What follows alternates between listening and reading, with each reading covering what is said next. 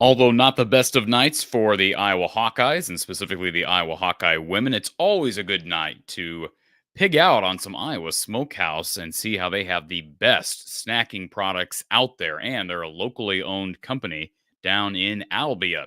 Check it out. Check out the selection over at iowasmokehouse.com. Browse their selection of meat sticks, their jerky, even their steak bites are delicious. Check it all out, iowasmokehouse.com. And although our 22% off deal is now in our rear view mirror, so to speak, our 15% off deal is still riding high. Check it out, iowasmokehouse.com. Use the code Hawkeyes. It's the code Hawkeyes for 15% off your total order. And just talked to Brad here this week. Brad Van Meter down at State Farm in Des Moines, saving people lots of money on auto, home, renters, business, life insurance, and more. Rates have never been this low with auto insurance. They are saving people lots of money.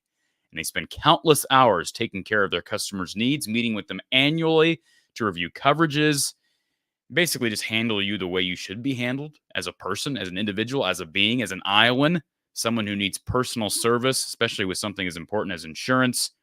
Brad and his 3 fully licensed team members are ready to help you. Give them a call, 515-256-6480. That's 515-256-6480, or visit him online at www.bradvanmeter.com for a free quote on insurance. Well, let me tell you something, folks. Don't panic. I'll start with that. There have been times with Iowa men's basketball where I've been a little less positive. In fact, about a week and a half ago, I made this statement, and I'm not going to walk it back. I think I'll admit that I was wrong. I'm not going to try to walk the statement back, but I made the comment after Iowa fell on the road at Penn State. I said, they're done. As it relates to the tournament, I don't see them winning out, which means I don't think they're going to have any chance of making the tournament. Now, they haven't lost since, and if they win, they may not have to win out. Okay, I know this is a women's show, but I think if they win, 3 of their last 4, they got a shot. Now, as it relates to the women, I'm a lot less skeptical. I almost said spectacle. It's already 9:19 out here in central Iowa. We're joined by Hawkeye great Kachine Alexander, who's with us for another edition of the Postgame. Kachine, thank you for being here. Hi, everyone. Just a heads up, I am under the weather, so I'm trying to make sure I pronunciate for you guys today, but we're here. You're here, and I appreciate you doing this, even though you're not feeling the best. No problem. I wish we had a better game to talk about, but I guess let's start with my opening comments. The first thing I said when I hopped on here, Kachine, is don't panic. Okay, don't panic. There's no reason to freak out about this loss, just like there wasn't any reason to freak out about the loss at Ohio State, at Nebraska. Are there reasons for concern? Sure. There always are reasons for concern in any game, especially when you lose, right? Those reasons for concern only seem to heighten, especially with the fan base. I sum this game up this way, Kachine. I want to get your thoughts. Yeah. Caitlin shot as badly as she shot. I thought the Indiana game plan slash Indiana crowd, the atmosphere kind of got to Iowa, especially in that first half. There were some visible signs of frustration. And I think Mm-hmm. getting under the skin of Caitlin Clark and her espionage is probably a good tactic. I've talked about Mm-hmm. that in the past. I thought Indiana did that well. They've got the personality to do that, especially at a place like Assembly Hall. So I give them credit for that. But I think in general, they executed the game plan really well. Caitlin shot horribly, and they're kind of one-dimensional in a sense. She is that great that she's going to carry them a long way. We've talked about it, but they are one-dimensional when she, goes 8 for 26 from the field. Yeah, I think this isn't something that we haven't talked about the whole season. Like, we've talked about that in tough games, and the further we go in the tournament and things like that are going to be relied upon our supporting cast. We've talked about that. Every big game that we played that we did not come out with a win, it is because our supporting cast did not show up. And that has been a thing that has happened in all of our games. Obviously we've had, fourth quarter comebacks and all of sure. But in the end, those games that we did lose were because of that. So it's not something that we haven't talked about before. I'm not nervous about it, but I think that Lisa and the staff, if they haven't already, need to make it more of a point to talk one-on-one with, say, a Kate Martin, say a Molly Davis, Gabby Marshall, those kind of people, because sometimes they can get lost, in the Caitlin Clark hype. And they are, if not more important to our success than Caitlin is. That sounds crazy, but Caitlin is going to do Caitlin regardless, right? Like, in order for us to win, we have got to have those, especially those three, step up. And so it's funny saying it in that aspect of they're more important, but they are for us to go further and deeper in the tournament, if that makes sense. Absolutely. And I want to piggyback on that. I wasn't going to lead with this because it's one aspect of what went wrong tonight. You got Molly Davis going 1 for 5, just 3 points. She is coming off being under the weather, but I don't think she would probably make an excuse. She did play 25 minutes tonight. Maybe she's still dealing with something. Addie O'Grady, I thought, was their most effective person off the bench, which we haven't said in a while. 6 points, 3 of 5 from the field. All those shots are around the rim, but she plays her role. We've talked about that. And for the most part, she was good in her 9 minutes. But let me just say this. When Molly Davis was down with an injury, I believe you said to me, Kachine, that you thought the reason Gabby Marshall was playing 35 plus minutes is because Molly Davis was down with the flu or whatever she had. And you told me on the air that you believed once Molly was back and assuming Sydney's healthy and the gang is there, that Sydney would be taking a lot of Gabby's minutes. Gabby played 34 minutes tonight. 34 minutes tonight. And let me just put this in perspective for you. So she made the 1 of 2 from 3. So she's not taking, she never takes. You mean put it in perspective for everybody else, not me. Because I'm aware where you're going. So go ahead. 1 of 2 from the field, made 1 3-pointer, 1 rebound, 1 assist.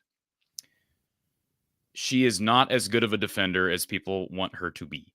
Okay? I'm just going to say that. That's going to make some people upset that really love Gabby Marshall. I love watching Gabby Marshall play, and I love when she's making shots, and I've talked about her effort on the defensive end. But the reason I bring up her effort on the defensive end is because people seem to kind of apologize for her offense and her lack of quickness on that end and her lack of ability to score through people and really do anything other than make wide open threes on occasion. They defend that with talking about how great her defense is. It's great. It's not even great. It's good relative to the people around her, right? This is not a good defensive team. Nobody's claiming that Iowa, and we don't expect them to be a good defensive team. No. So I guess I know I'm kind of rambling here, I look at a game like, and I know Sydney Falter probably didn't play her best game What's either. I your don't think question, Corey? the It's question coming. is very simple. Gabby Marshall started. I have no problem with that, but she played 34 minutes. Sydney Falter played 22, and Kyler Feuerbach played 2. That would be my big criticism right now. Not to say that would have made the difference in the game, but Gabby Marshall is giving you nothing on offense. Mm-hmm. And she's not giving, it's not like she's some facilitator or distributor. She's not breaking down the defense and then kicking out for Caitlin or kicking out for Kate Martin. Mm-hmm. So explain to me what she's giving you that defends giving her 34 minutes and someone like Kylie Feuerbach, who I'm not saying she is the ultimate answer, but giving her 2 minutes on the road? I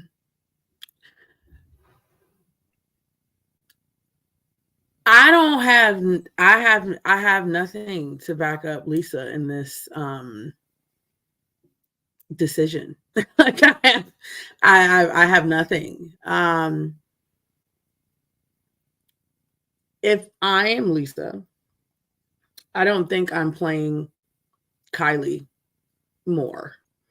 I think that I'm going more Hannah at the 4 and Addison O'Grady at the 5. I'd probably play her a little bit more than 2 minutes. I will agree with that. However, some of Gabby's minutes would be split with Hannah and Addison. I think they need to start looking at a 2-post lineup. O'Grady is playing well. I mean, yes, she got in some foul trouble. Some of those were questionable, but whatever. But I like what she's giving. Hannah is becoming more confident on the block than she was before against bigger players. But either way, especially against Indiana, they're pretty much playing Hannah and, oh my goodness, I forgot that girl's name. Sharon? No, from Indiana. She's a shooter. No, the other one. Garzon. Oh, yes, Garzon. Thank you. We could have matched up fine with 2 post players. You get what I'm saying? Like, it wasn't a situation where we would have been taken out of anything. And so I feel like I don't know what the reason is behind why we haven't tried that, because you're right. Gabby is giving us nothing. Kylie's really not giving us anything either, if we're being honest. Molly has been giving us something, so I'll give her the benefit of the doubt for now until she gets back into a rhythm. So I'll give her that. Sydney has been being Sydney. So if that's the case and you need to take Gabby out, the only option in my head that makes sense is to put 2 post players in. And then obviously you can mix in a Kylie, you can mix in a Taylor, whatever. It will take some of the minutes and spread it around. Because I don't think you could just take 10 of Gabby's minutes and give it to another guard.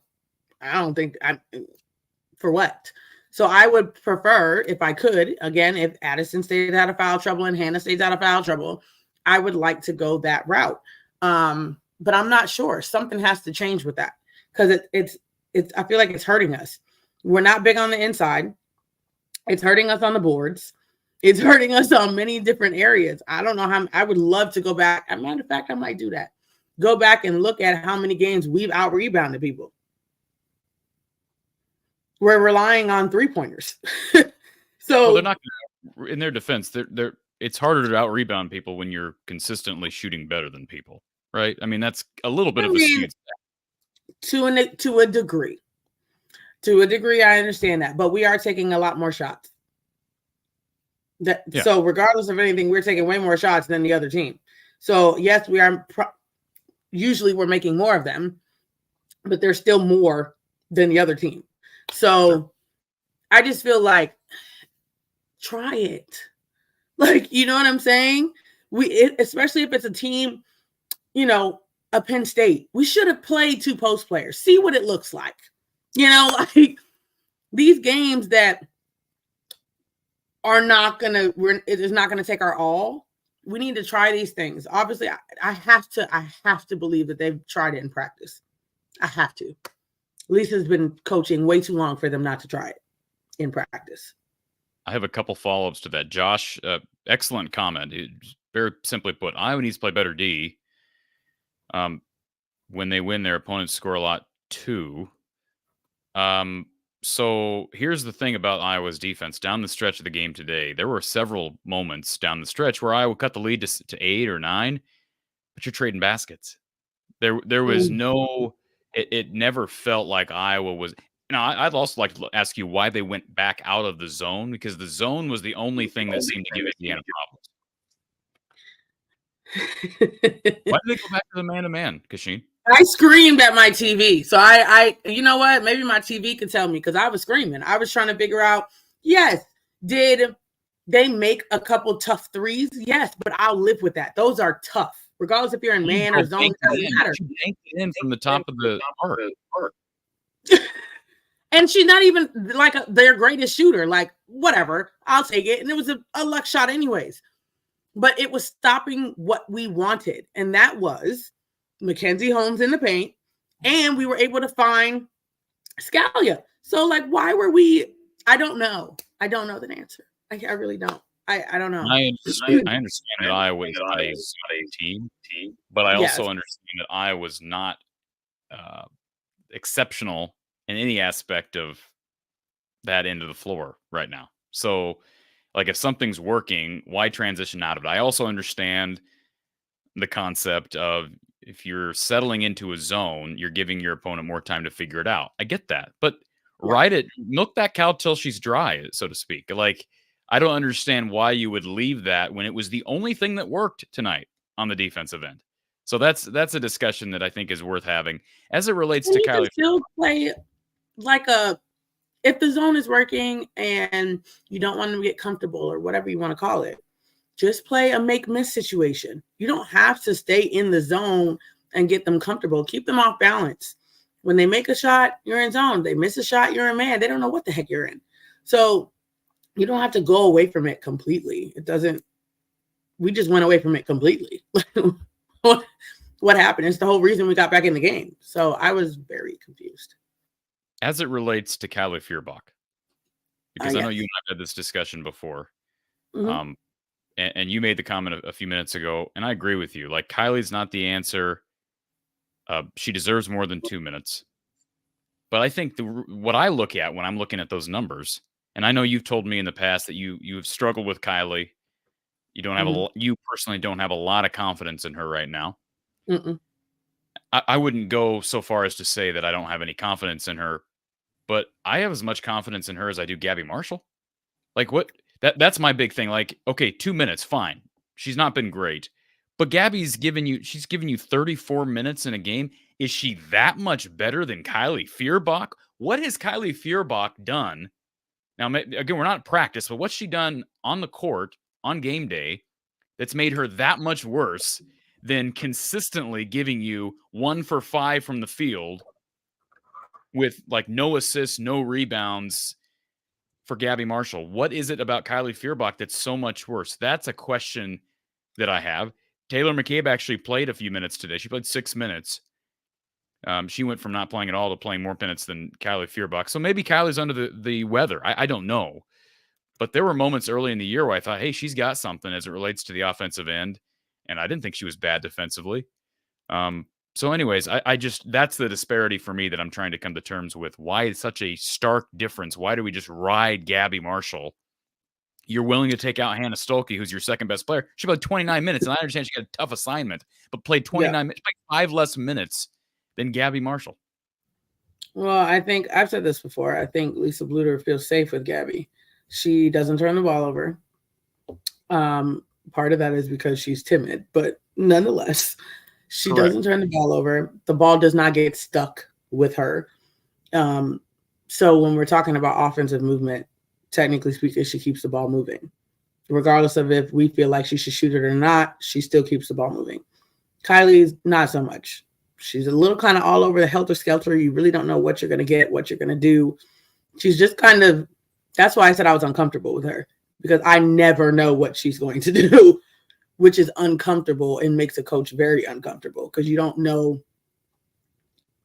how your offense is going to run, if that makes sense. And the ball gets stuck in her hands a lot of the times. So that's why I said I'm uncomfortable with her, because when you're talking about an offense, you prefer people who make your offense run. I'm not saying, again, I am not with Gabby not taking wide open shots and being timid. No, I'm not saying that. But if I have to look at it in that aspect, that is something that Gabby gives us in regards to the whole entire offense. Do I agree with it? No, but it is the truth. So that's what I got on that one. I told you a while ago that Kylie made me nervous, and that's the reason why, as a coach, she makes me nervous.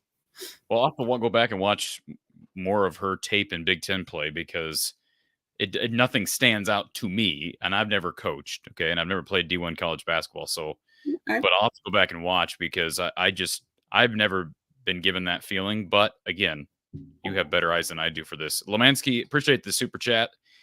In Kachine, I trust we need therapy.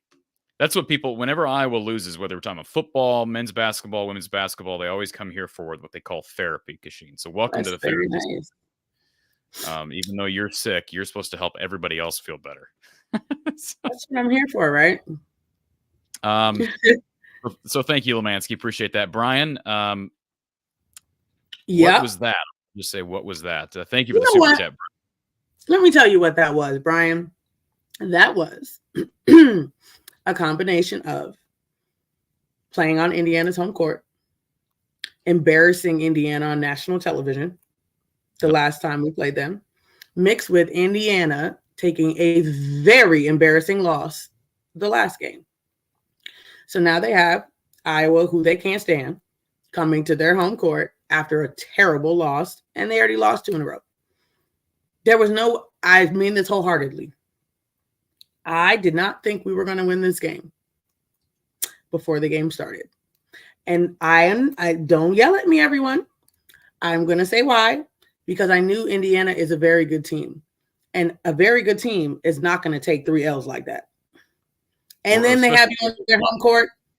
Right. And they just lost the, you know what I mean? It's that those practices were so filled with intent and drive and motivation getting prepared for Iowa. I've never seen Mackenzie Holmes screaming and yelling at the crowd like that. There was a different kind of aura for them, which, as a coach, they should have been like that.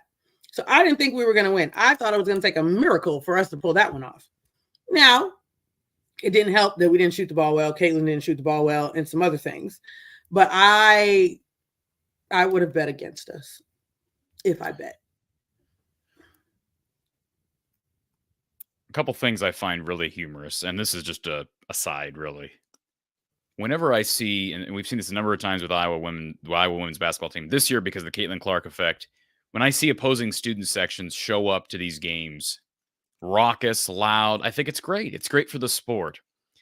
And I'm all for student involvement and the yelling and the screaming. I'm not for obscene gestures. I'm not for, to me, I think you're taking it too far when you start flipping off players, which that was happening tonight, just so your people are aware.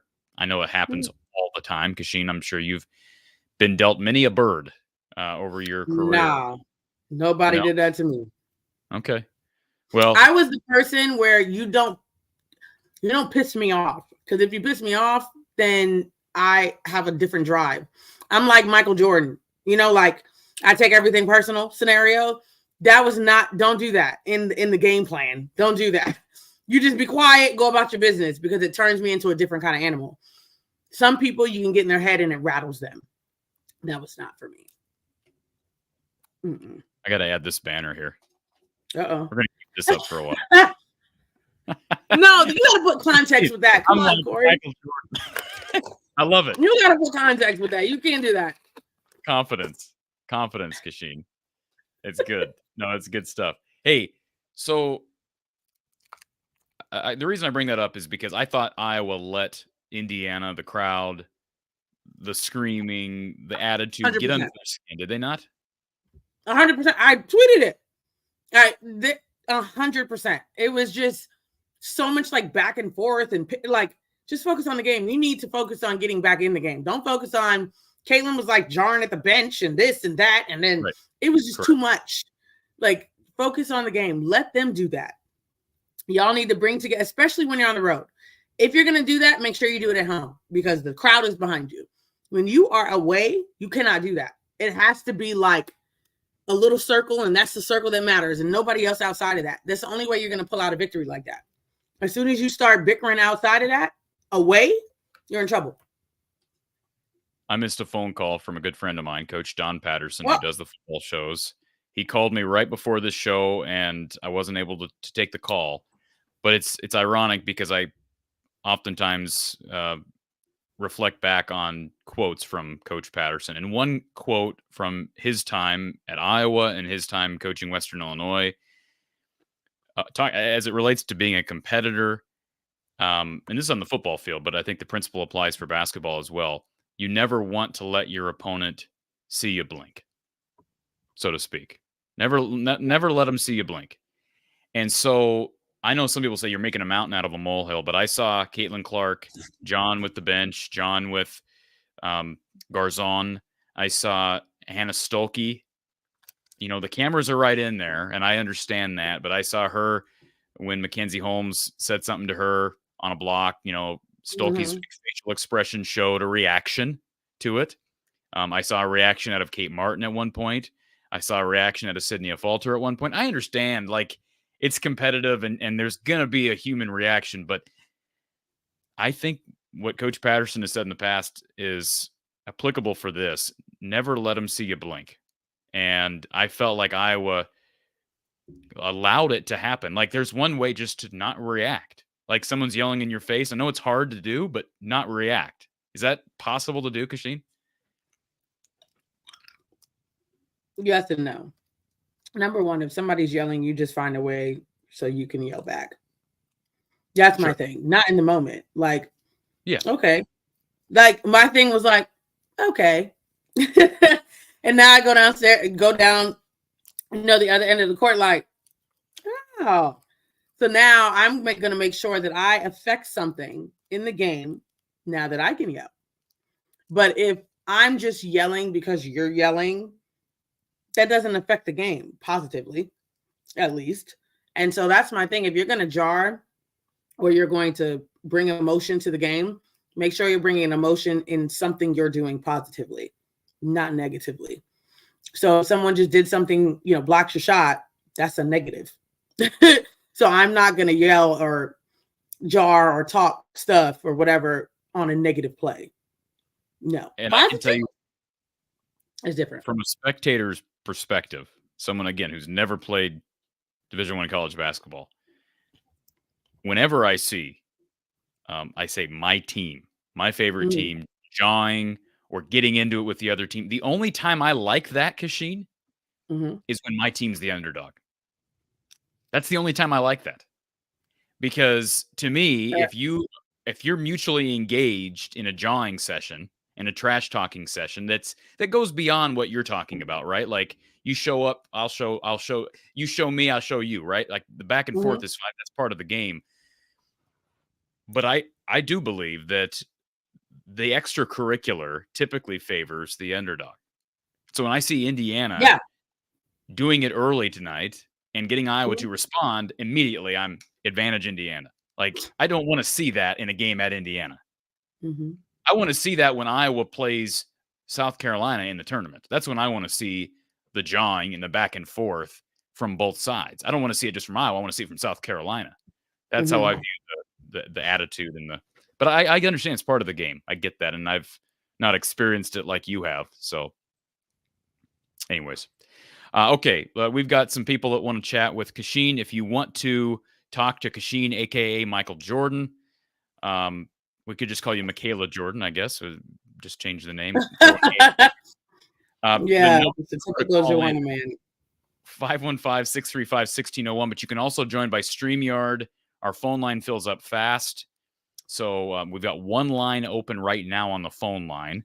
And then we've got the StreamYard link, which allows up to 10 people in the queue at a time. So be sure to do that if you want to ask Kachine a question as we continue to talk about Iowa's 89-69 loss to the Indiana Hoosiers in Bloomington. A reminder to shop RTI Threads. You see I've got the RTI shirt on this evening. Cooper DeJean will not participate in the combine. That news broke today, but he will be headed to the NFL draft and will likely be playing on, he will be playing on Sundays next year. Speedy recovery for the Odebolt native. Check out his gear over at cd3lacesup.com. Also, rtithreads.com for a bunch of other athletes, including Aaron Graves and other football players. You can also check out RTI Threads' new baseball line at iowabaseballswarm.com. And by the way, speaking of RTI Threads, let me throw this out there. Our RTI Threads player of the game, which I did not consult with Kachine on, is Kate Martin. It's 19 points, 5 rebounds. Now, again, some perspective there. I'm guessing Kachine's going to disagree with this. but here's you had to pick somebody. You had to pick somebody. Exactly. You had to pick somebody. That's how I feel. And Kate Martin was 0 for 6 from 3. But, Caitlin Clark, yeah, you could say, well, she was 1 assist away from a triple-double. She went 8 of 26 from the field, 3 of 16 from 3. And had 5 turnovers. Could we just have nobody? Because that's how I felt. I'm gonna be honest with you. I felt like we ain't have nobody was player of the game. That's how I feel. But anywho, you had to pick somebody. So if you had to pick, I agree. Okay. Let's go to our Iowa Smokehouse call-in line. Thank you for calling Iowa Postgame with Kachine Alexander. Who's on the line? Yes, hello? Yes, you're on the air. Yes, hi, this is Midwest Buckets. The reason I'd like to ask Kachine, given what happened with Iowa and Ohio State and Iowa and Indiana, how is it going to turn out for Iowa to play, say, Stanford or UConn, besides South Carolina in the tournament? In regards to, are you saying anything specific, or you just mean just matchups in general? Just kind of matchups, because it seems like they're really going to struggle with, teams that are really, really good. You know what I mean? I mean, they can dominate teams that are not, they're, say, middle level, but when it comes to teams that are like Ohio State or Indiana, I mean, I just kind of concerned that they get a few rounds into the tournament, if they run into UConn or Stanford or one of those kind of teams, that they're just not going to do that well. Well, I would take a UConn over a Stanford any day of the week right now, because UConn is injured and they're not as big. Stanford is humongous. Their 2 best players are post players. So if that was the case, no, I do not like our matchup against Stanford at all. I don't like our matchup against South Carolina. Anybody that has significant post play, especially in the 4 position, is really going to hurt us, because we don't have that. It'll force Lisa Bluter to have to go to 2 post players, because if we play Stanford, their 4 player is a monster. So we would have no answer for that. We'd have to play zone. We have to do something else. So yes, our matchups are going to be key in the NCAA tournament. When the bracket comes out, that's the first thing I'm going to look at, is our matchups or potential matchups on our way to the championship. That will tell me right away how early our exit is going to be, or how fast or how far we're going to go, because matchups are going to be key for us in the NCAA tournament. Now, let me just add to that, if I could, sir. Just for a little bit of context, and I know you know this because it sounds like you're a Hawkeye fan. As Kachine mentioned earlier, this same Iowa team beat this same Indiana team in a landslide about a month ago. That game was in Carver. That's true. That's true. That game was in Carver, and Iowa gets Ohio State again at the end of the year. So we'll see what they do here in a week and a half. So I think certainly we've seen a disparity between how Iowa's stepped up on the road versus at home. What will they do on a neutral court once you hit regionals? That's it's not going to be neutral, because the Hawkeye fans are going to come out. So it's not even going to be neutral. It's going to be a home court. Good point. Yeah, thank you too. You have a good night. You too. Thank you, sir. Too. That's the one good thing about Iowa Hawkeye fans, honey. They're going to travel. Absolutely. Big Ten tournament's already sold out up in your home area, up in Minneapolis. So no surprise there that they're making that. Yeah, you're right. Okay, let's go back to our Iowa Smokehouse. That was a good call. Let's go back to our Iowa Smokehouse call line. We've got Ryan. Ryan, welcome. You are muted, Ryan, but you're still welcome. You are muted. They're hilarious. Uh-oh.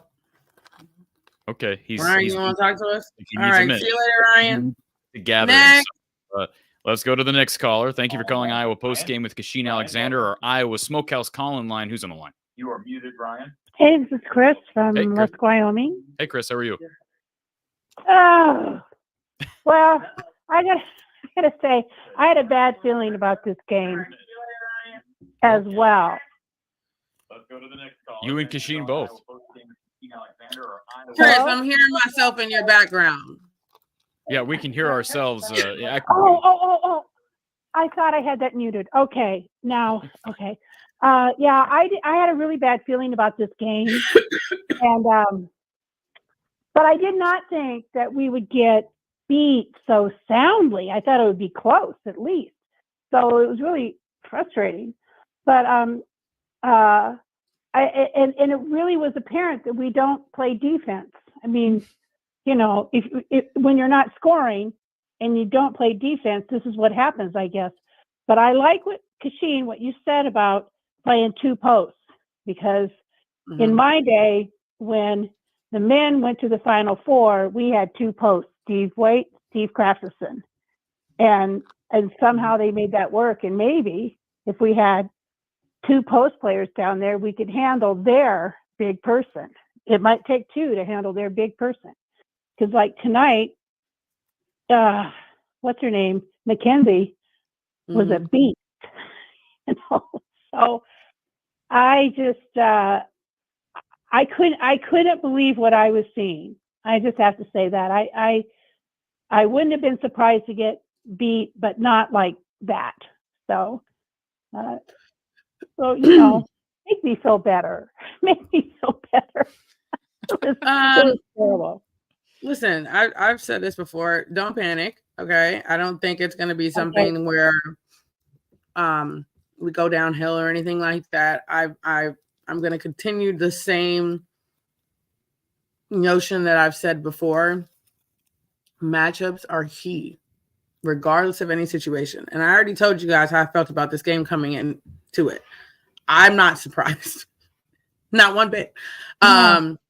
But because of, like I said, the one biggest piece, I already knew Indiana was going to come hunting, right? Regardless, because of how we embarrassed them last time. But that loss they just took up the ante way more. So I already came in like, yeah, this is probably going to be a loss. Well, so I wasn't surprised. I saw the post-game interview with Mackenzie and the coach, and she was in tears. She was devastated. You know? So she really rebounded. That's all I got to say. Yeah, yes, they did. I mean, they're a 4-loss team. Yeah, they're a great team. Yeah, they got throttled earlier in the year, but they're without question one of the 3 best teams in this conference. And Iowa lost there last year. And can be a Sweet 16 team, if I'm honest. Yeah, Iowa lost there last year, and Iowa went to the national title last year.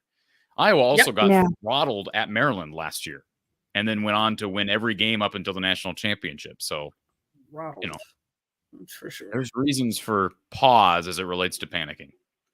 Yeah, no panic. Well, we can still, you know, have our opinions, but don't panic. I'm concerned. It's okay to be concerned. Yeah, I just, you know, watching it is like, oh my gosh, how can we compete in the tournament? You know, how can, you know, it's like we don't even look like we belong in this game. You know. Yeah, but you got to remember, conference is hard. These teams know you like the back of their hand. They've had your play calls for years. They know your ins and outs. They know everything about you. In the tournament, these people have never played you, majority of them, or they've only played you a couple times. The players may not have played you. Maybe the coaches have, but the players haven't because you haven't played them in years. So it's different in the Big Ten. That's what I was going to get people to understand.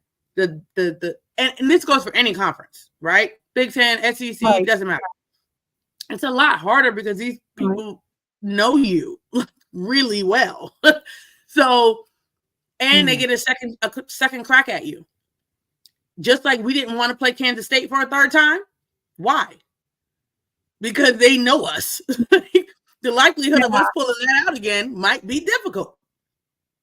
Same scenario in the Big Ten.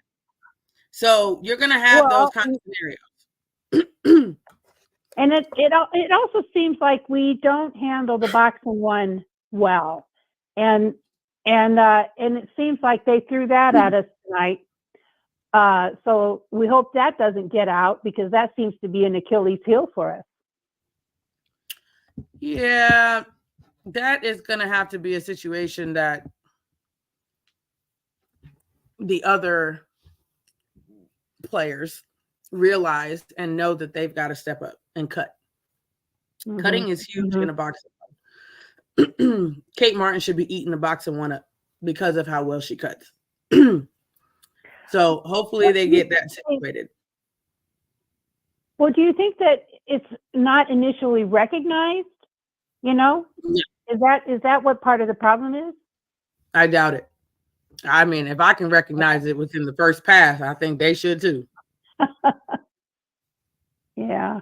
Well, I don't, but I played in my day 6-on-6, the half court thing.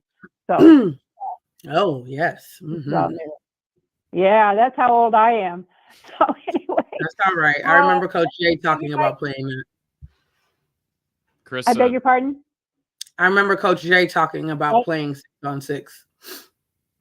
Yeah, you stand around half the game, you never got tired. So okay, that's all I got for you tonight. Thanks, I hope Chris. you get better, Kachine. Thank you.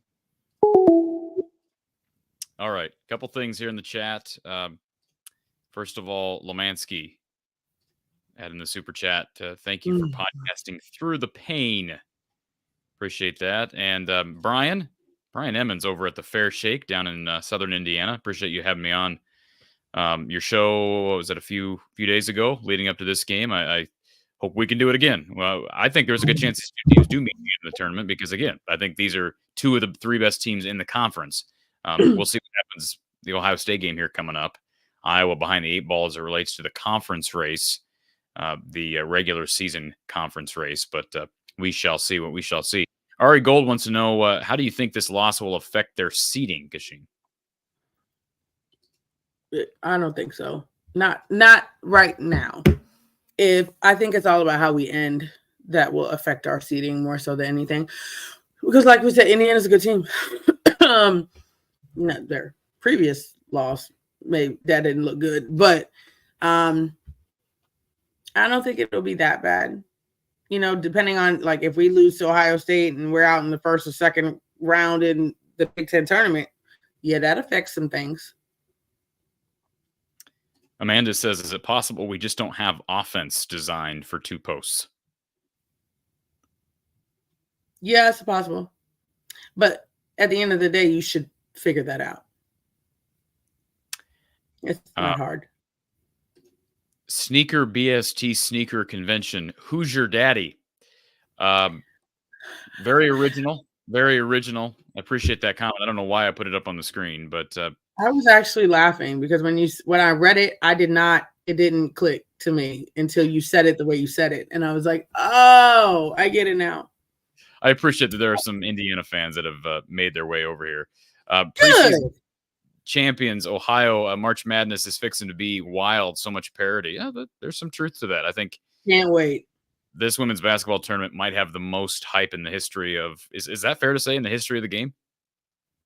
Yeah. With most likely South Carolina going in undefeated and LSU and all the mess surrounding them and wanting to repeat. Caitlin Clark, how far is she going to take Iowa? And then on top of that, is she leaving us going or leaving her staying, whatever. And then all of the other like dark horses surrounding that. It's going to be very entertaining this year. Evan agrees with you. Believes we need 2 post players in at the same time. So we'll see what the coaching staff looks at on tape. There were a couple moments today you could tell Lisa Bluter frustrated, not just with the game, but with some officiating. We saw Jan Jensen stomp that high heel at one point in this game.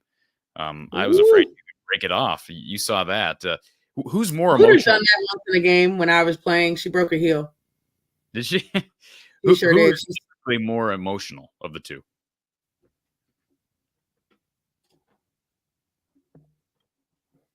Overall, Bluter. But Jan, anytime something bad happens to her post players or something, she's up 100%.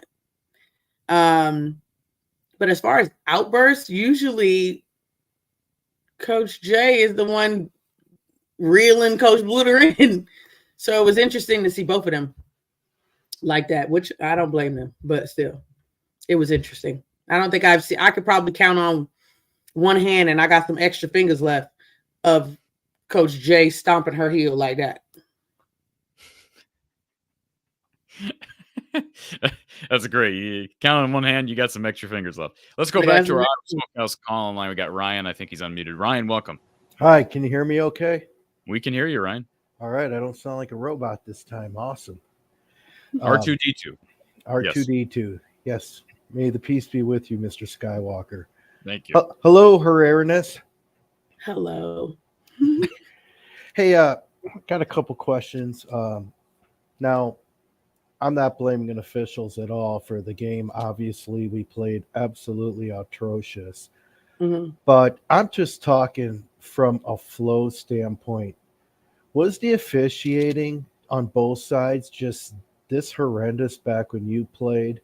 I don't remember it being this bad. The whistles, they love their whistles for everything, and it just kills the flow in the game, I think. This is not the first time I felt that way. Very similar to hear from Kelly in the chat about officiating. I'm going to take a different approach on this. And I'm going to ask everyone listening, how many new refs, when I say new, I mean young, refs do you see? Not many, right? These refs have been reffing for 10, 12. There's refs that are still reffing for when I played. But the players are different. The game of basketball has evolved. They're faster, they're quicker, there's more moves, they're flashier, everything of the sort. And these refs have had to adapt.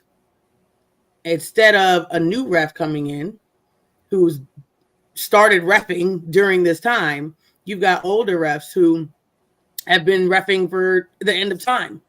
And I think it's starting to catch up to us. It's starting to show a little bit more. Their matureness is starting to show in regards to not being able to catch up with the new style of play that we have. Even just I think somebody called a technical on a girl for saying "and one." It's like weird. Like what? Like we are not in. Like it's just I don't feel like the refs have caught up to women's basketball and where we are right now because these refs have been around forever. If that makes sense. That's my take on it, what I'm sticking with. As if like you're supposed to, even though your guys are competitive as heck, you're supposed to still just be ladies out there. You know what I mean? Yeah, I mean, like that women's tournament last year was way more vicious than the men's. True. Way more vicious. Yep. And then a comment. I have two comments, but one that I'd like you to kind of comment on. Well, two comments for you to comment on. One is one of my frustrations with Fran McCaffrey on the men's side is he is slow to call timeouts when the other team just starts getting on a roll, and that 3-point lead becomes 8 points and 10 points and 11 points. And lack of guarding the three, and you can just close your eyes and you know it's a swish before it goes in, but yet they wait for the official timeout or a break in play. Do you think Lisa could utilize her timeouts just a little bit better? I don't really pay attention to all of her timeouts to that degree. I think that a lot of coaches let things ride for a little while. One, because you never want to get caught. at the end of the game and you ain't got no timeouts. So I think a lot of coaches kind of keep stuff in their back pocket until it gets too bad, and then they call it. So I do know coaches have that. I think that a lot of coaches, I'm going to say 90% of coaches do not handle timeouts well. It's kind of their last resort. It's not really a thing that they think of. It's more so you want your team to figure it out. And you call a timeout because you have to, not because like you're trying to get your team to figure it out. Like you want your team to figure it out, work through it, etc. So 90% of coaches are not great with timeout. And some people delegate that to some of their assistants because they're not, thinking like that. And they'll just say, hey, so-and-so, you got to remind me about timeouts. And then they'll be the one on the bench like, hey, Lisa, timeout. Like, because you're not thinking like that. You have a million other things in your head. What play are we going to run? What defense is working? This, that, and third. Timeouts sometimes aren't at the forefront. And the last thing I'm going to just say is I know Caitlin did not have a good shooting night tonight, but before, she did have 20 in the first half, and it looked like she was on a good shooting night. She fell off the cliff in the second half, obviously, but I kind of noticed in the first half, and I was texting my dad during the game, she's got to stop being so unselfish and just take the game over herself because she likes to pass to her teammates in the post. We got crushed in the paint like I've never seen us get crushed before. And a few weeks ago, we were talking about, do we have a problem making bunnies? And you were kind of saying tonight was, this is a couple weeks ago, tonight's wasn't good, but if it's a persistent problem, then yeah, it's got to be addressed in practice. I sure hope it's being addressed in practice because, I mean, it's one thing when Caitlin can't make bunnies, but, Kate wasn't good at it. Hannah got dominated. There was one where Molly Davis tried to post up in the paint against, I believe it was Holmes. That's just not going to end well, people. And I just thought Caitlin really should have just gotten selfish. I think she has to do a better job of knowing her teammates better. I agree. Pass Addison O'Grady the ball when she's wide open. Do not pass her the ball in traffic. Exactly. That's not in her best. Even if you can get it there, right? Even if you can get it there, it's not a good shot. I'd much rather you shoot the pull-up. If Hannah is in that situation, okay, fine, thread the needle. Hannah's used to usually catching your passes in that scenario. But knowing her players a little bit better and where they can succeed better is something I think Caitlin needs to be better at. Because you're not going to be able to make a living this year doing passing in traffic to Monica. It's just, she's gone. So. Before I let you go, Ryan, I want to add one thing. in slight disagreement to what you said earlier. She took 26 shots tonight. I was referring to the first half more, though, because, like I said, she fell off the cliff in the second half. I thought that the game was largely lost in the first half, and they just played worse in the second. We were still in it in the first. There was a lot of time, and I don't know, maybe we just all saw the writing on the wall, and Caitlin just, couldn't shoot. But I'll tell you, my dad made a comment to me, and then you got her taking 40-footers. And I said, you know what? I kind of like my chances on a 40-foot Caitlin shot than a bunny shot with anybody else right now. I mean, that's how bad I think the problem has gotten. Like wide open or like because I don't know if I agree Not with wide that. Open, but point blank, maybe there's somebody there, but these are very makeable shots. You saw a lot of missed shots. Of course, I think Indiana had, 55 blocks tonight, probably set a school record. It's just we weren't doing it in the paint. And we were not going to win in the paint tonight, period. And where are you going to win? You got to win on the perimeter. You got to win at the mid-range. But you're not going to win it, feeding the paint tonight. It just wasn't going to happen with the way they were guarding. We can't, and we had no answer. yeah, in a way, I'm surprised we didn't lose by more. I hate to say it. Appreciate the Fair. call, Ryan, as always, sir. Thank you, guys. Thank you. Alicia wants to know if you think this may have scared the Indiana Fever away from drafting Caitlin Clark. If it did, they need new people in their office. The head coach was there tonight. The head coach was there. The scouts were there. Yeah. Didn't change a thing. Vicky says, sadly, I don't see them even making the Sweet 16 this year. So she doesn't think they're going to get out of their first weekend at home. Let me tell you something. Depending on that matchup, you might be right. Oh, give me a break. I'm dead serious. Depending on matchups. It's always a possibility, but to say I don't think they're going to make the Sweet 16, like they are odds-on favorite to be one of the 16 teams. I wouldn't say how she said it. Like I said, depending on matchups, it could get real dicey. That's all I'm going to say. I am, as soon as that bracket comes out, I will have a much better idea if it's an early exit or how far we possibly can make it to. Because with this team, as is, matchups are more than anything going into that tournament. And depending on who might end up here at Iowa, there's a possibility. It's not like we ain't lost at home now. We have. So depending on the situation, can be a strong possibility. I would have never said that last year. They lost at home one time. Yes. Mm-hmm. They lost at home one time to a top 10 Kansas State team. I'm just saying. I didn't think Kansas State at that point is the top 10 team. I'm sorry. I didn't think they were then. But we go missing on random occasions.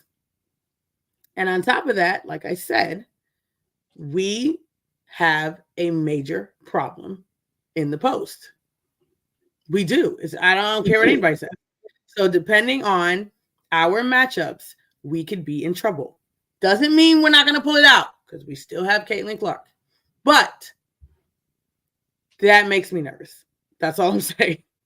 Don't forget the game against Georgia a year ago. That was a 1-8 game or a 1-9 game. And that was a tight contest. And Georgia played Iowa real tough in Carver. Yes, they did. Thank you for the super chat. The title of Barry Alvarez's book is titled "Don't Blink." To me, means always stay focused. Thank you, Lemansky. I'm guessing there's some connection there to Don Patterson's wise words. We're recapping the Indiana Hoosiers' win over the Iowa Hawkeyes, 86-69 in Bloomington. As you see across the bottom of your screen, sign up for a free trial of Aura and protect your personal information from hackers, spammers, etc.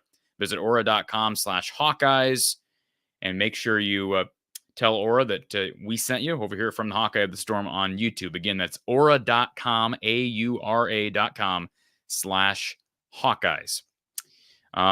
We're with you for at least the next couple of minutes as we run through the last few comments. So the line is currently open. The call-in line is 515-635-1601, or of course the link to our StreamYard is in the description below. I want to thank RTI Threads and their Cooper DeJean apparel, as well as their Iowa baseball apparel. Their new Iowa baseball site is up. It is launched. It's running. Support the team, support Iowa baseball, support the players, and support a proud sponsor of this program. RTI Threads over in North Sioux City. Visit iowabaseballswarm.com. And as you see on the banner, go Hawks from our guys over at RTI Threads in North Sioux City. A couple comments here I want to get to for you, Kachine. Brandon wants to know, do you fear an early exit from the NCAA tournament with lack of support? We kind of just addressed that, but this was kind of earlier. People are concerned. I don't know that this game is evidence that we need to be concerned. I mean, we should have been concerned with our post situation. They are. It is a valid reason to be concerned. As far as making it, as far as we made it to last year. Okay, that's all I'm saying. I'm not saying that, we won't make it here or there, wherever. It's just the fact of I know what our weaknesses are. And there are teams who that's their strength. So if we come up against one of them,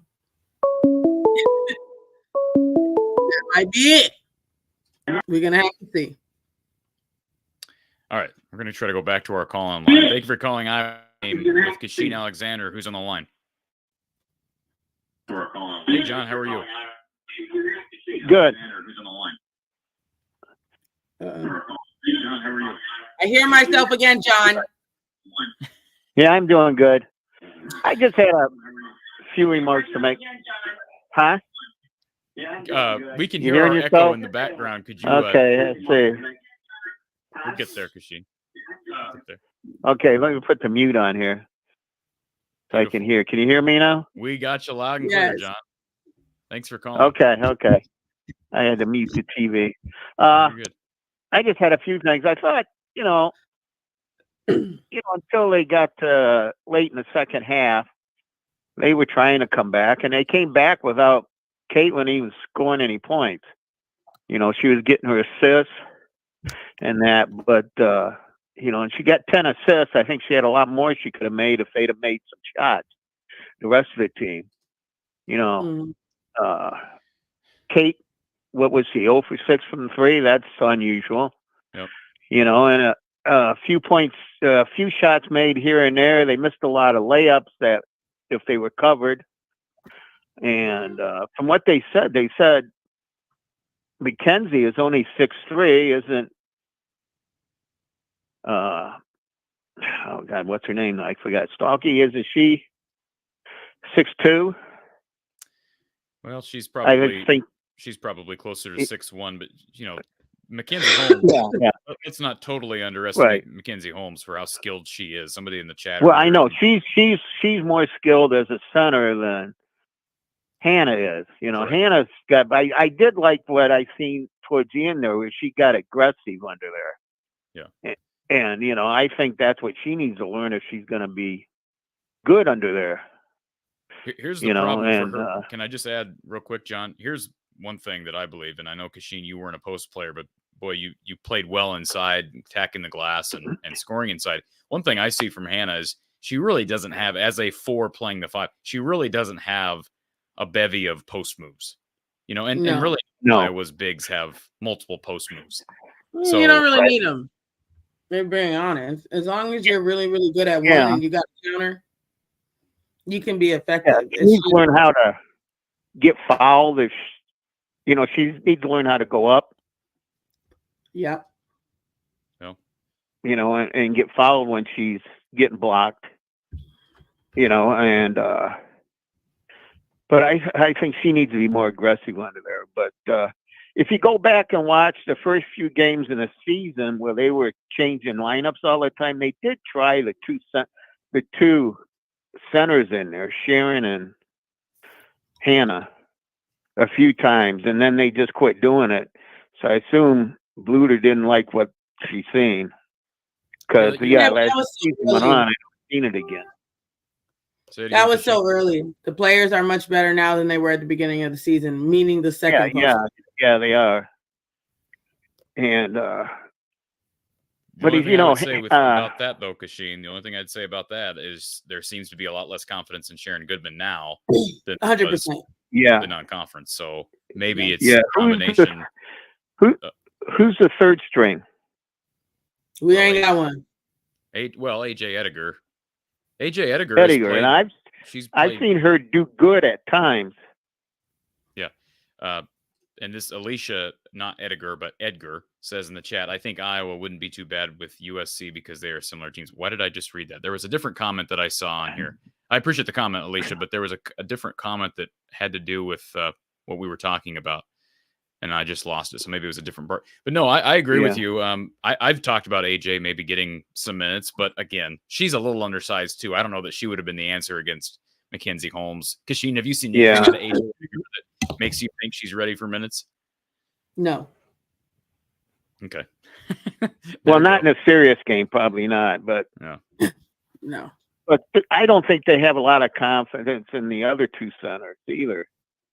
No, that's why they're running Hannah out of position. It's right. It's something they should have.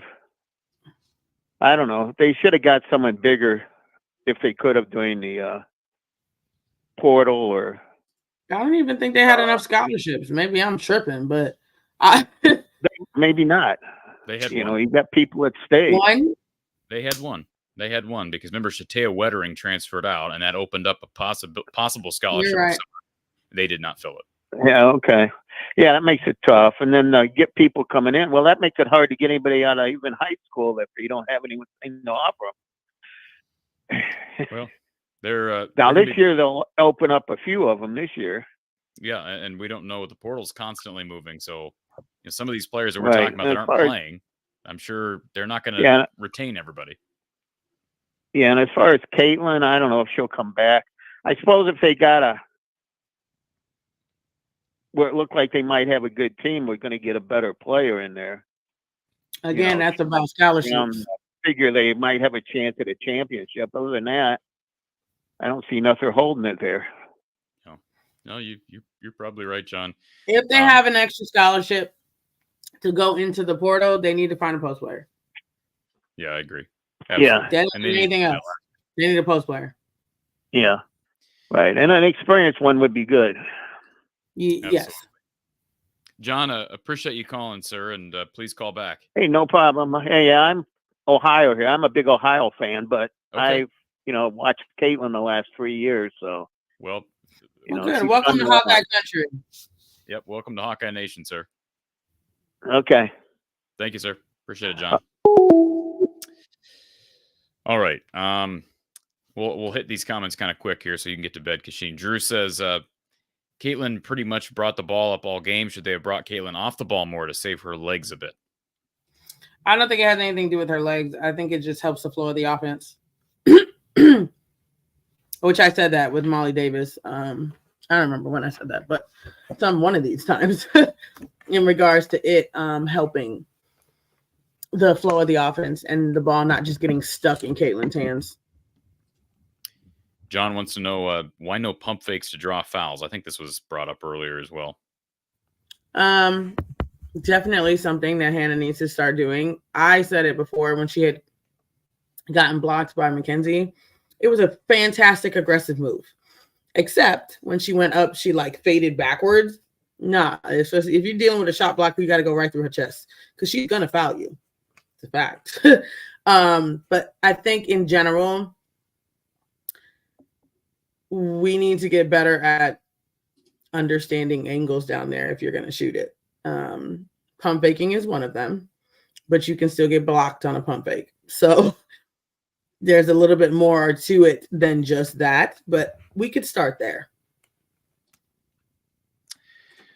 Lemansky says, Kachine, is it a learning journey for the rest of the team to realize relying on Cece until she runs out of gas is the wrong path? I would really hope they figured that out a long time ago. Doesn't change the fact that they're hoping that she does her Caitlin thing every day because that's a lot of pressure. Brandon wants to know if this whole record-breaking thing, this circus, if you will, could have maybe provided some level of a distraction or has affected the team in any way. Nah. That. David says, has all the Iowa hype worn Iowa down mentally? Is that possible? I think maybe we're grasping a lot to try to explain just one loss. Yeah, I don't think anybody in America believes that has not affected Caitlin in some way negatively. It's impossible. She's 22. Yeah, exactly.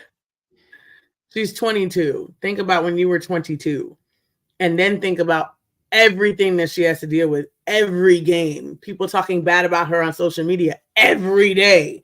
It's a lot. If you're trying to call in by StreamYard, please have your name, have your camera on if you're not a regular caller, because I'm not going to deal with the fake callers this evening. Not saying you're fake, but just please abide by that this evening. Jake says, did you guys see Mackenzie Holmes kick Caitlin? Should be a suspension in my opinion.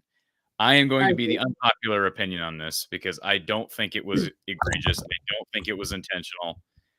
I understand when you slow things down and zoom in, it's going to look a certain way. Mackenzie Holmes was trying to keep the ball from slipping out from underneath her. I think the bigger question there is, why is that a jump ball when she clearly does not have possession because she's sitting on the ball? That's my question in reaction to that play. I did not think it was a blatant kick to Caitlin Clark. I thought Caitlin Clark flopped. I thought she flopped. Listen, as great as Caitlin Clark is, Kachine, you know she flops. You know she acts a lot. And I thought she acted on that kick. I agree. The only thing I don't agree with is I don't think it was accidental. Maybe not. Because there was plenty of places to put her foot, not in her chest. So that I don't think was intentional, but I don't think it was egregious. It was just a little love tap. And Caitlin made it look. Yeah, I mean, yes. She's Caitlin. Yeah. Or wherever she put it. Whether it was in her arm, her stomach, her side, wherever it was. How about this? Trying here. I had the same thought. Bluter takes Clark out when the game was decided. It's like a 15-point game, and they're going to lose. But oftentimes she doesn't take her out of the game when they're up 30-40 at home. I think she took her out of the game so Caitlin doesn't do anything stupid or get into anything. Yeah. You and I are on the same page. I wanted to lead into that because I understand the reasoning or the frustration of the question here, but I agree with what you just said. I don't think this is a double standard from Lisa at all. I think she realized that it was an edgy game, it was a chippy game, it was a tough loss, and if anybody is to get the last person you want to see take a swing is Caitlin Clark. We don't know what's going to happen. I think that's absolutely. The game was out of hand. You're not concerned with. She didn't take her out because she was afraid she was going to get hurt. I think she took her out because, hey, let's not allow any chippiness to get involved here. We've had enough of that already, and we see that at the end of games all the time. Handshake lines and players leaving the court. So I agree with you. We'll get to this one in a second, Amanda. We're going to talk about Illinois to finish this thing off. One final super chat from T Hawkeye. I agree. Sweet 16 could be tough, lack of depth, and poor shooting. So, not the only one. Not the recipe for disaster right there. Absolutely. So appreciate the super chat, T Hawkeye, and we'll just wait and see. I think they have a great shot of making the Sweet 16 and beyond. Primarily because of how the NCAA tournament is set up with the home court advantage the first two games. I just think that will pay dividends as it normally does. Although Iowa did get beat to Creighton here 2 years ago with a really talented squad. So yeah, remember that. Yeah, never say never.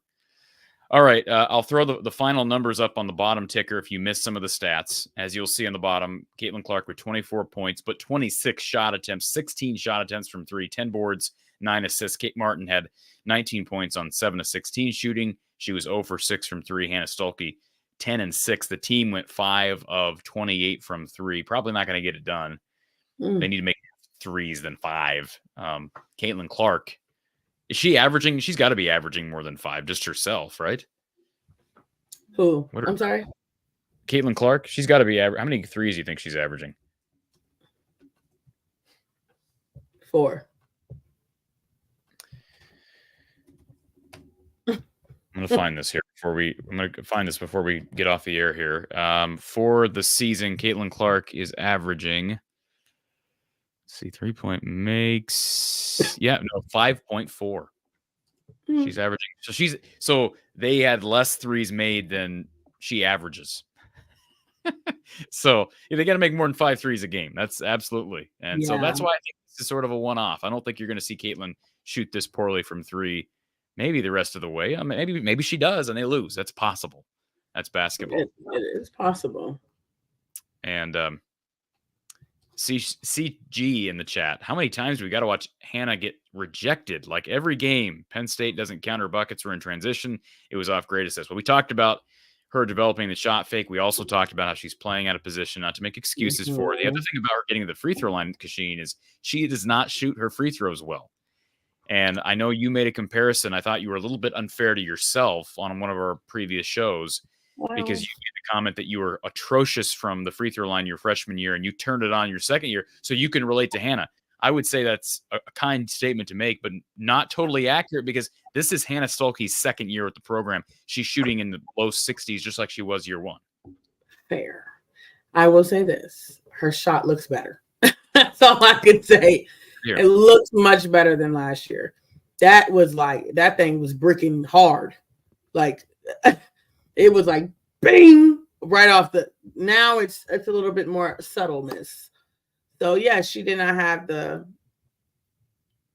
quick turnaround that I did. But nonetheless, I still see the progress.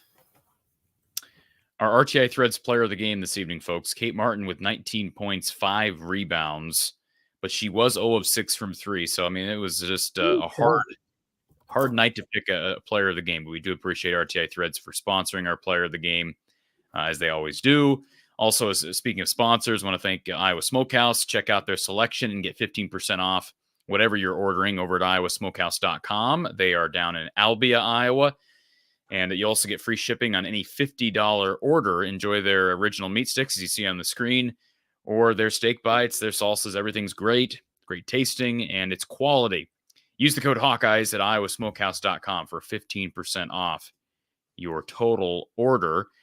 And I want to give one plug, too. I don't want to forget our guys over at Ascent Nutrition. They have been with us for, 2 years now. Start your Ascent today with their awesome nutritional supplements, or maybe their Ascent coffee if you're a coffee drinker in the morning. Right now, they're really featuring their lion's mane and agarikon mushrooms, which have so many benefits that many people in the public just are unaware of. You can read about all the benefits over at goascentnutrition.com and see how you can support your immune system function, your blood sugar, etc. Check it out and pair different products together to better your ascent up, so to speak, with Ascent Nutrition. GoAscentNutrition.com to learn more about this Iowa-owned product. This is an former Iowa graduate that owns this company, Lance Shuttler, who is an Iowa native himself. Again, GoAscentNutrition.com.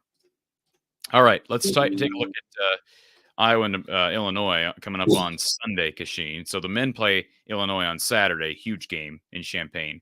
The women get Illinois in Iowa City on Sunday. Maybe I had that mixed around. The men play Saturday, women play Sunday, noon on FS1. This is an Illinois team that is dangerous. Okay. I can agree. And why do I say that? Well, they just beat Indiana, who beat Iowa tonight. They just beat Indiana by 22. So talk about what Iowa needs to do to avoid a 2-game losing streak at the wrong time.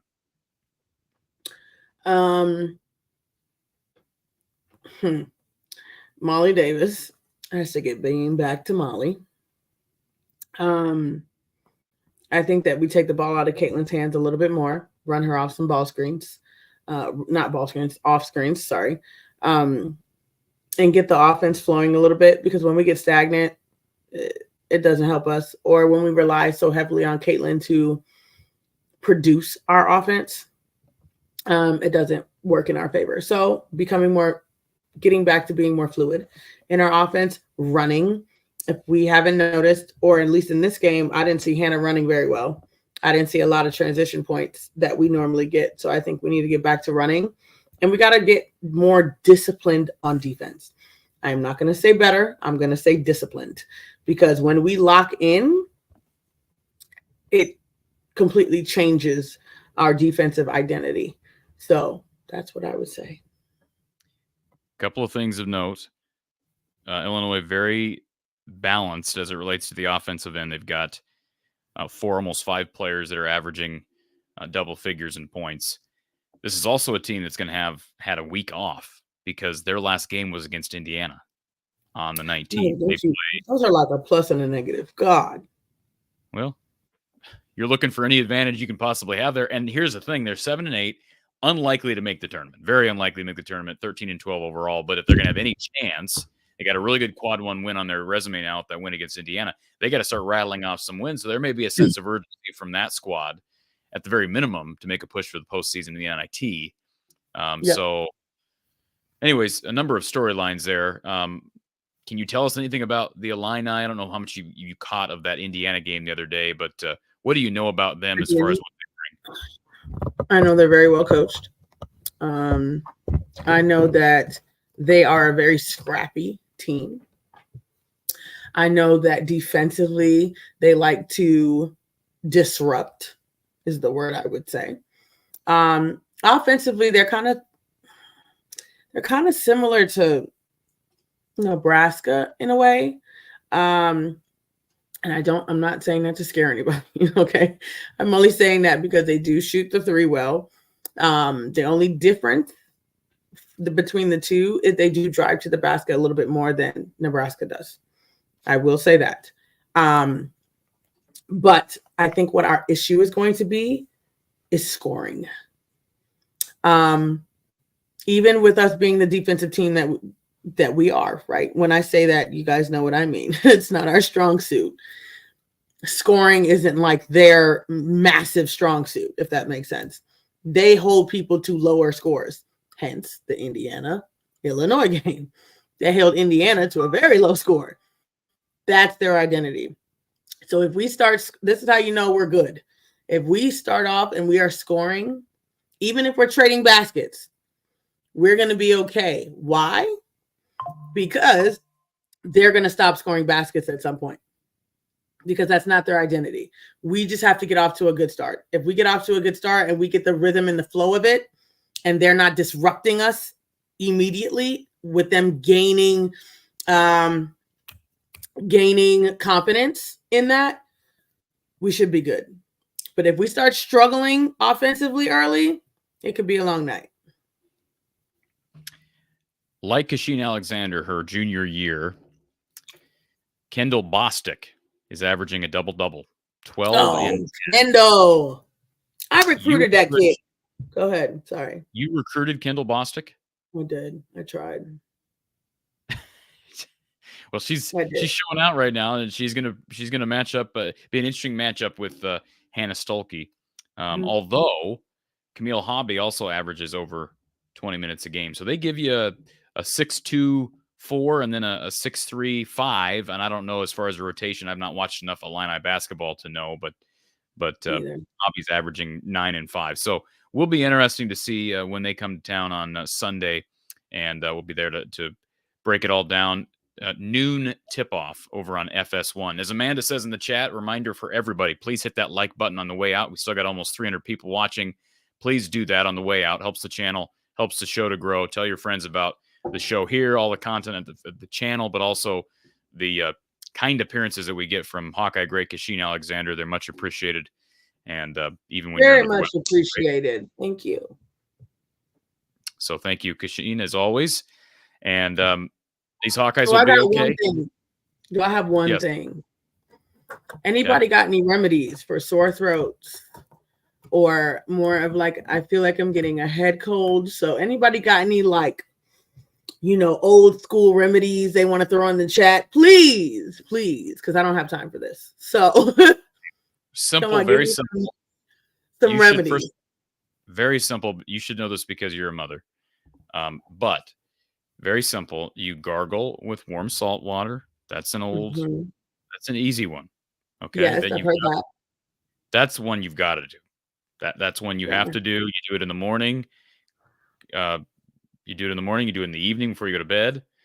Try to prop up your pillow at night so that you're not, draining. Yeah. Yeah. Okay, we got whiskey. Somebody said gargle salt water. Fair. You just said that. And Ludens. You like Ludens? What is it? Ludens, like they're type of cough drop. They're not like Ricolas, but they're. I've been sucking these things down. Like I've had 4 of them since we've been on here. Okay. Those Halls, what are those? What do you got? These ones, I have 2 kinds. I have the Ludens right now with me. I have Ricola, but the Ludens are in my room. I have 2. I've had 4. I've been popping them like Skittles. So peace, love, Jen. Lemon and honey, she says. And squeeze the lemon in. And Chris says fresh ginger root tea. Chris, where you from? Because that sounds like a Caribbean thing. My family is Caribbean, and all they talk about is ginger tea. They just try to stuff it down your throat. Like, oh my God. That stuff is spicy. There's always Vicks. That helps. Elderberry. I see elderberry in the chat as well. Yes. Did she say gargle with elderberry? What'd she say? Oh, with bourbon. Oh, Jesus.